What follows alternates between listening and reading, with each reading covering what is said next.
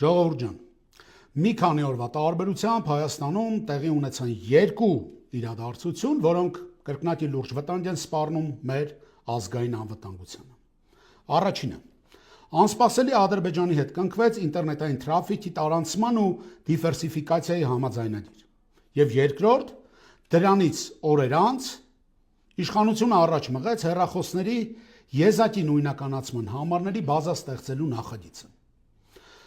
Ինչ է հեռախոսների եզակի նույնականացման համարը, նույն IMEI-ը։ Կարճ ասած, այն ձեր հեռախոսի անձնագրի համարն է, որը պահպանվում է հեռախոսի մեջ եւ սովորական պայմաններում չի փոխվում։ Հավատացած եղեք, որ սա ուղղակի հեռախոսների գրանցման հետ կապ չունի։ Տեխնիկապես սա նշանակում է, որ պետությունը ստեղծում է մի համակարգ, որտեղ ձեր հեռախոսի եզակի համարը կապվում է ձեր անձի, ձեր բոլոր հեռախոսահամարների եւ SIM քարտերի հետ։ Այս բազայով հնարավոր է իմանալ, որ հեռախոսը ումն է, ինչ համարով է օգտագործվում եւ օգտագործվել, երբ եւ որ ցանցին է միանում, եւ ինչու է սա սարսափելի։ Երբ բազան միանա օպերատորի ցանցային տվյալներին, հնարավոր է դառնալու տեսնել ձեր սարքի գտնվելու վայրը կամ տեղաշարժի ամբողջական պատկերը։ Ճշմարտության համար պետք է ասել, որ սա կարող է դառնալ ոչ թե մաքսանենգության ու ապօրինի հեռախոսների դեմ պայքարի գործիք, որին անձամբ ես դեմ չեմ, այլ ամբողջ բնակչությանը վերահսկելու գործիք։ Եվ երբ այս ամենը տեղի ունենում այն օրերին, երբ ինտերնետային թրաֆիքի տարանցման համաձայնագիր է կնքվում Ադրբեջանի հետ,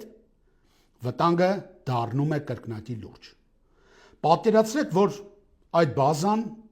կապնվում է օպերատորի ցանցային տվյալներին եւ ինչ-որ մեկը նստած մեծ մոնիտորի առաջ Հայաստանի քարտեզի վրա տեսնում է 100 հազարավոր շարժվող կետեր։ Բայց այդ կետերի հետևում ոչ թե պարզապես հեռախոսներ են, այլ իրական մարդիկ։ Մենք բոլորս մեր անուններով, համարներով եւ տեղաշարժով։ Եվ այստեղ հստակ է դառնում, որ սրա նպատակը ոչ միայն պայքարն է սև շուկայի դեմ, այլ անխտիր բոլոր քաղաքացիներին հետևելը, թիրախավորելը, վերահսկելը, ինչու՞ չէ նաև հետագայում ճնշում գործադրելը։ Սա ազգային անվտանգային հարց է։